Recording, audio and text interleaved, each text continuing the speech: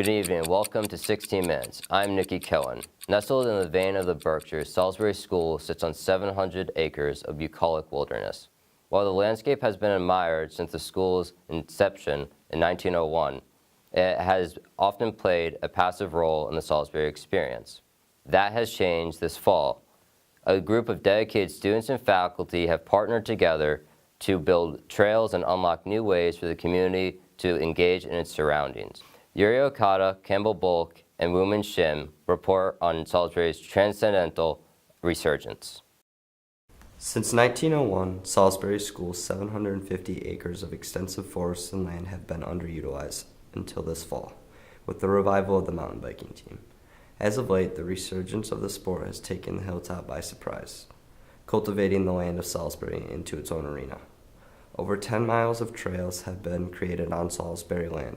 Community members and students can take advantage of nature's playground or can simply bask in the breathtaking views of the Berkshire Mountains. Mr. David Dodge, a biology teacher at the Salisbury School and one of the mountain biking coaches, played an integral role in the building and layout of the new trails.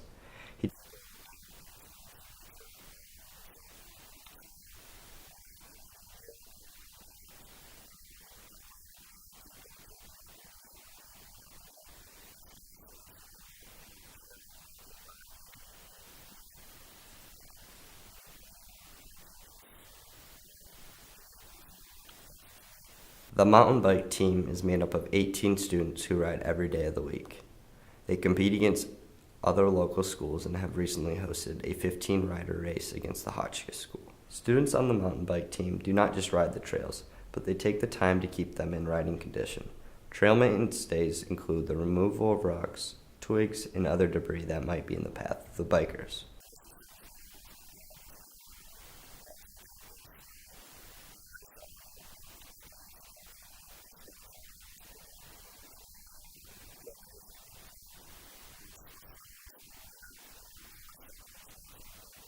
Mr. Jonathan Siff, who chairs the Salisbury English Department and is a trail builder and part-time mountain bike rider himself, shared his motivations with our correspondent that go far beyond just satisfying those on the mountain bike team, in honor of one fellow Salisbury man.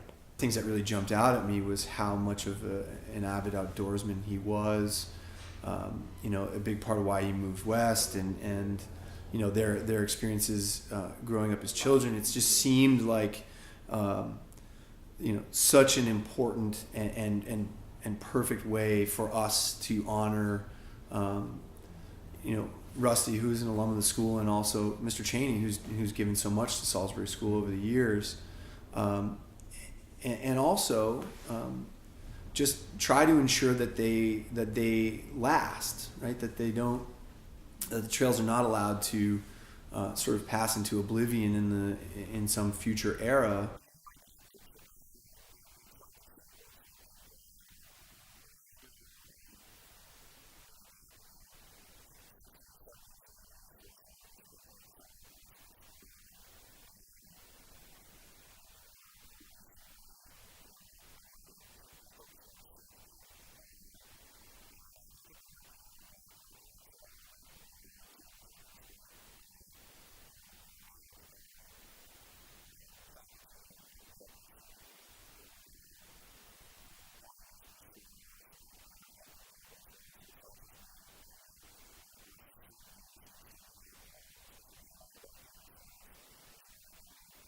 Like similar impact on students if they would actually take advantage of the lands that's available and trails that's available for them to discover. And every day, without fail, they find me and they want to tell me what they've done on that given day, right? And I don't even work with a lot of them like in that program. It's just they know that I had a hand in it and they know that I'm passionate about it. Mr. Siff, we built the best trail today. Like, it's going to be so awesome. You're going to be pumped when you ride it. We went up to we went up to Massachusetts and we rode on such and such a trail. Have you ever ridden there? Oh yeah. How about this trail? Like, isn't it awesome? And there's just like this enthusiasm, this kind of youthful, like pure positive energy that they express from these experiences with one another in the woods. That leads me to believe that there is this maybe closeted desire or need for that kind of outlet for our students. As the world of Salisbury's land is being explored more and more every day, students are continually urged by Headmaster Chisholm Chandler to go out and see what Salisbury views have to offer. The vast and seemingly endless views are yet to be explored and cherished by students, but as the mountain biking team knows, the views are spectacular and the land is endless. This is Campbell Balk of 16 Minutes. Thank you for watching. Salisbury's history is steeped in tradition. The school has changed with the times while making a concerted effort to preserve its founding values and identity. In our second story, Luke Salvati, Alex Ferreira, and Walker Batty examine how the Salisbury experience has evolved over the past 3 decades.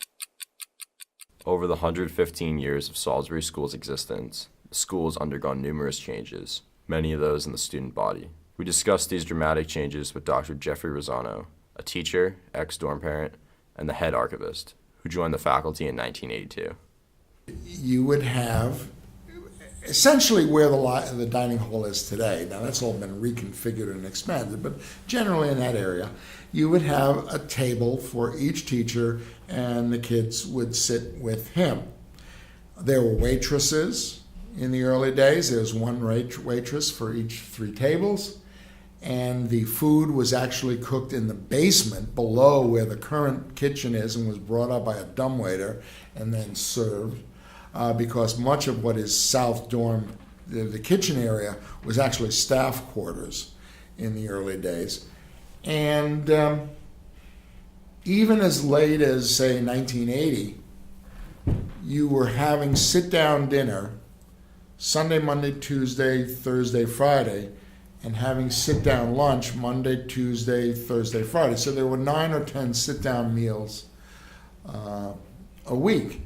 Along with the physical changes on campus, many culture shifts have occurred. The choir, the chorus, the glee club, whatever, used to be a much bigger deal. During the 1980s, the glee club was anywhere from 35 to 45 kids. And they were pretty damn good. And they sang a lot of different music. They sang doo-wop music, and they sang folk music, and they sang all sorts of stuff. We also discussed the school's changes with Mark Schmidt, class of 1976 and current CFO. He was able to give us a first-hand account of the old cabins in the woods. Typically spent, I would say there were many weekends where various members of the school who owned the cabins or their friends would spend weekends out there, Saturday nights. So you could sign out and go out into the woods, and you'd have these cabins and build fires and cook dinner. I think the dining hall may have even provided sort of hot dogs and things like that you could cook out in the woods. But often you'd see students walking into the woods with ropes or axes or saws and working on their cabins. And people spent a lot of time designing the cabins. We'd sit around and say, we want to put a sleeping loft in, or we want to, have a place to stack wood. How would we design it? It was a much more free-form, unstructured existence, and you could do that in your spare time. They had very often pot-bellied stoves, things like that in them. They would hang college banners, and they'd have ratty old furniture. And they were a place of release on the weekends. People would go out there.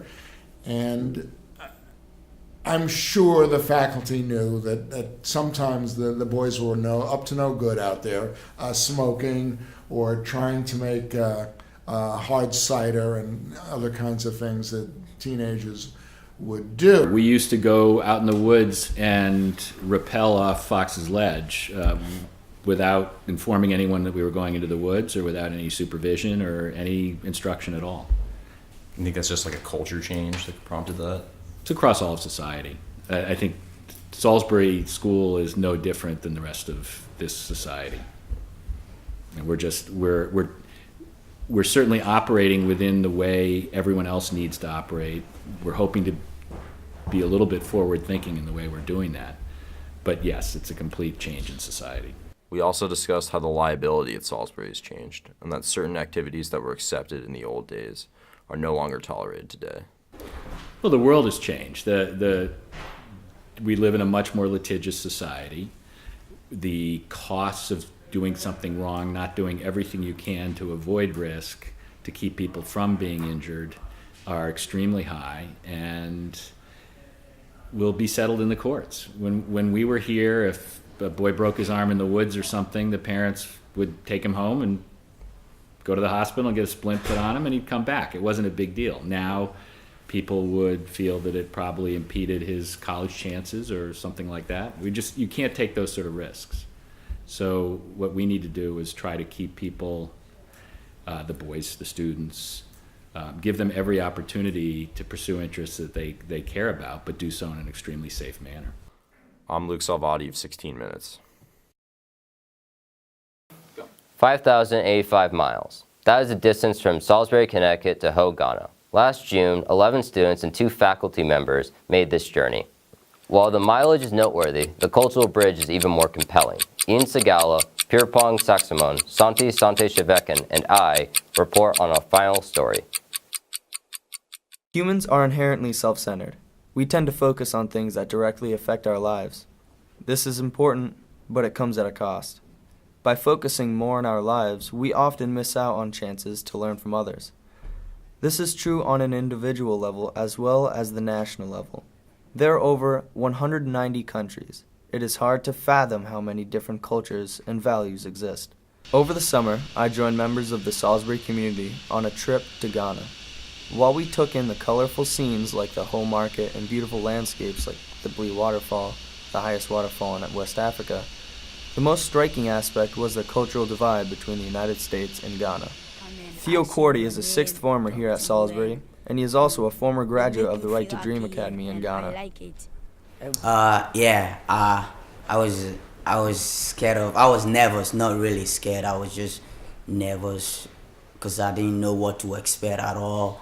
I was nervous about the food and the weather because I was used to the warm weather, but people said it gets really cold and it's snow, and I was really nervous about that. But that was the only thing that I felt. Culture is the particular customs, traditions, and beliefs that a person or group follows. It has the power to divide and unite. America is one of the largest countries in the world. Its diversity offers many religions and cultural opportunities for natives and immigrants. Economic success is also a key element of the American dream. In contrast, Ghana does not have as many opportunities as America. According to the World Bank, the gross national income per capita of Ghana is $1,500. GNI per capita measures the average annual income of a country's citizens. For comparison, the World Bank estimates America's GNI per capita as $55,000. Yet the biggest surprise of all is the fact that Ghanaians are just as happy as Americans, with less money and worse living conditions. Reverend Kirk Hall chaperoned Salisbury's trip to Ghana. I think in the biggest way it was just the difference, that there are cultures outside of the hilltop and the northwest corner of Connecticut that are so different, not better or worse, just different as far as the people, the food, the infrastructure, the politics, everything. It's just, I think, really important to see difference and to learn more about the way the world works. In various cultures, sports play a large role in bringing people together. Team sports, such as soccer, teach their players to depend on each other in order to succeed. For me, like growing up from the Right to Dream Academy, like most of my best friends are from Right to Dream. We met through soccer, and we like brothers. We do everything that brothers do, and it's people get their friends from through soccer, and I know people also get friends through other sports, but in Africa, the main thing that really bring people together to form that family that people usually we talk about, it's soccer, through soccer that people create those kind of relationships. Many people in Ghana don't have access to clean facilities, such as public toilets or showers. Despite living without these Western amenities, Ghanaians are still able to lead happy lives. There's a theory that people who live in a world of abundance have a worldview of scarcity, and those who live in a world of scarcity have a worldview of abundance. And I think that theory really came to life in Ghana because obviously, at least from our perspective, there wasn't a lot as far as materialism. But the gratitude, the appreciation, the joy that sort of, I think, affected all of us was very apparent. And so it was just really, I wouldn't say refreshing. It was refreshing, but it was just a different world. And I think it was something for us to learn from and take from it what we could. According to the CIA fact book, nearly 25% of Ghana's population is illiterate. While visiting the St. George Anglican Primary School in Ho, Ghana, we observed cramped classrooms with limited resources. Class sizes ranged from 30 to 50 students per teacher. In such large and chaotic environments, it is easy to see how students can fall through the cracks. The lack of education in Ghana is caused by a lack of funding for public facilities and transportation. Corruption, an insidious player in many developing economies, is part of the problem. However, Ghana does have privately funded schools that offer opportunities for a select few students. One of the most striking cultural differences between Ghana and the United States was a level of materialism. Americans often have the ability to buy more things with more money, and they often get attached to what they buy. However, in Ghana, people don't have the option to waste money on objects, so they value their friends and family.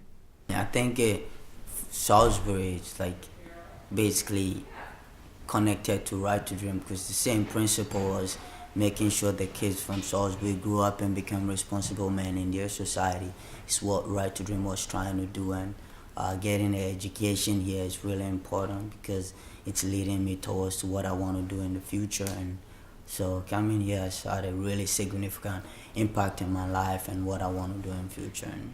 Ghanaian people are happy with what they have and show gratitude for the things they receive. They don't depend on groups, they don't depend on money. Instead, they form long-lasting friendships. For 60 Minutes, I'm Ian Segala.